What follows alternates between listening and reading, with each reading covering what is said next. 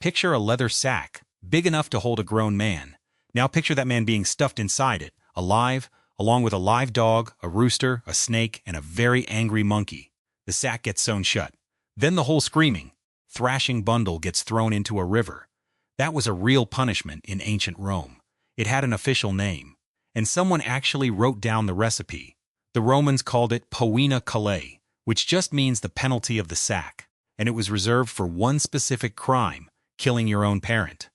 To the Romans, that was the worst thing a human being could possibly do, so they cooked up the worst possible exit.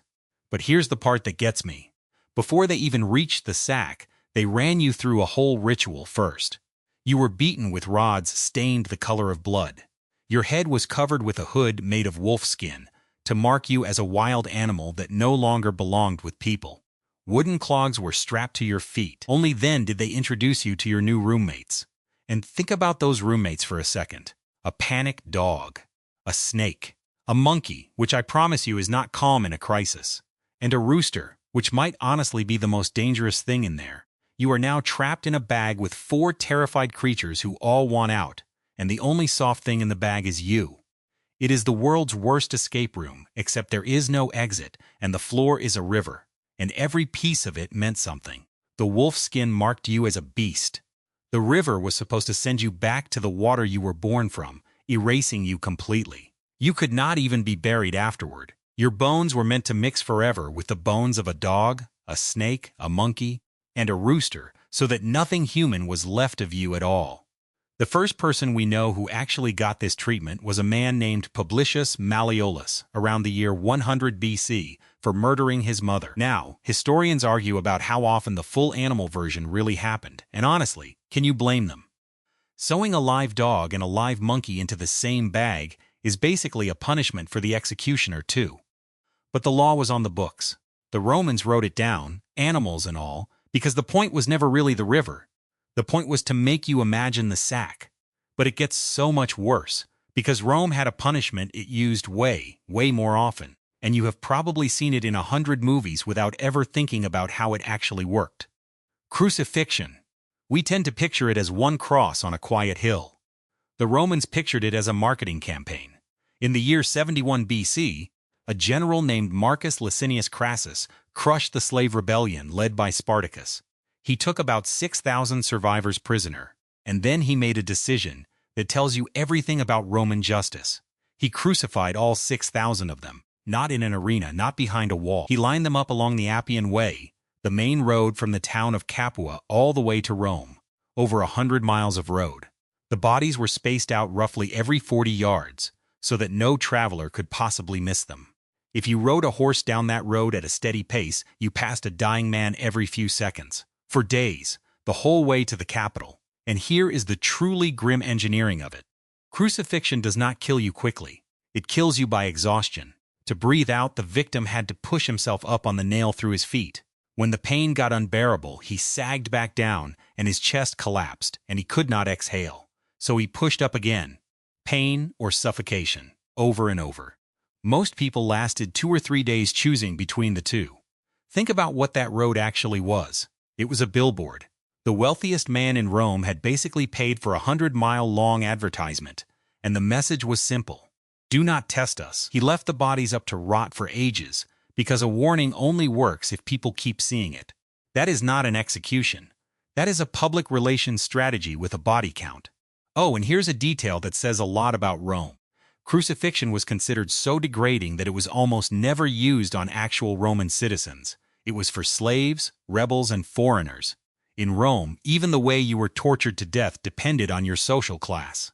Your status followed you all the way to the cross. Now, you would think a general that ruthless saved his cruelty for his enemies. You would be wrong, because that same Crassus turned the exact same energy on his own soldiers. When some of his troops fled from battle during that war, Crassus revived an old punishment called decimation.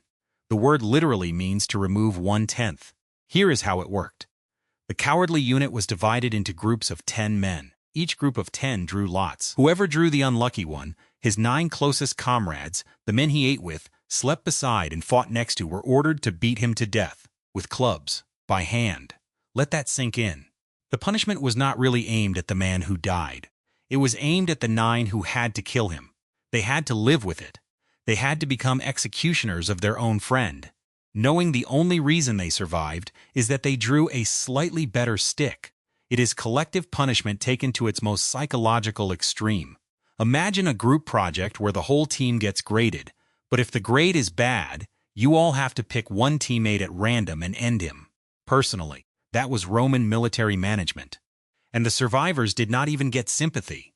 They were kicked out to sleep outside the safety of the camp wall, exposed and put on a diet of barley instead of wheat. Barley was livestock feed, so the message was layered. You are cowards, you are now animals, and your friend is dead because of all of you. Worst team-building exercise in history, but the Romans saved a very special, very strange punishment for one specific group of people. And this one is creepy in a completely different way. The Vestal Virgins were Rome's most sacred priestesses, 6 women who kept the eternal flame of the goddess Vesta burning, because Romans believed that if that fire ever went out, the city itself would fall. In exchange, these women got incredible privileges. They could own property, write a will, and travel the city in a carriage, all things ordinary Roman women could only dream of. There was just one rule. For 30 years they had to remain completely chaste, and if a Vestal broke that vow, Rome had a problem, because her body was sacred. Spilling the blood of a holy priestess was unthinkable. It would offend the gods even more. So the Romans invented the ultimate technicality. They did not execute her. They simply buried her alive. She was dressed in the clothes of a corpse, placed on a covered litter, and carried through the forum in a full funeral procession, while she was still very much breathing. The crowd watched in silence. She was taken to a place outside the walls with a name that is somehow perfect, the Campus Celeratus, the Field of Wickedness. There, a small underground chamber was waiting. Inside it, a bed, a lit lamp, and a tiny amount of bread, water, and milk. She climbed down a ladder. The ladder was pulled up. The opening was sealed with earth and smoothed over, so no mound would even show. And in the Roman mind, this made them innocent. They did not kill her, you see. They gave her food and a lamp.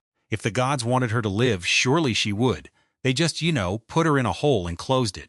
That is not justice. That is the most elaborate plausible deniability in human history. We did not do anything, Your Honor. We left a snack. And her partner, the man involved? No sacred loophole for him. He was simply beaten to death in public. So far, every one of these was a sentence, a verdict handed down. But Rome's most famous punishment was something else entirely. It was lunch. In the arena, between the morning animal hunts and the afternoon gladiator fights, there was a midday slot. And that slot was reserved for executions. Condemned criminals, called the Noxi, were brought out and thrown to wild animals.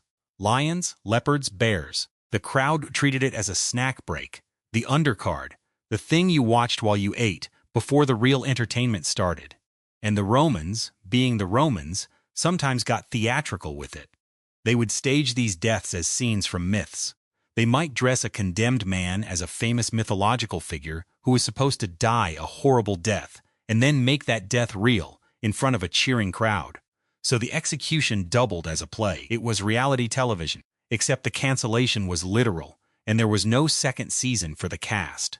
Here is what really stays with me about all of this. The Romans were not cartoon villains twirling their mustaches.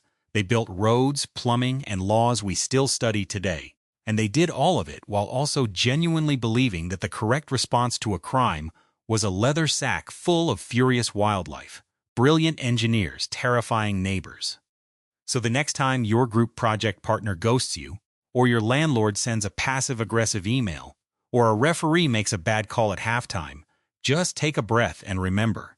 In ancient Rome, the punishment might have come with a snake. You are doing fine. That is all for today. I will be making more videos like this in the future. Subscribe to see them.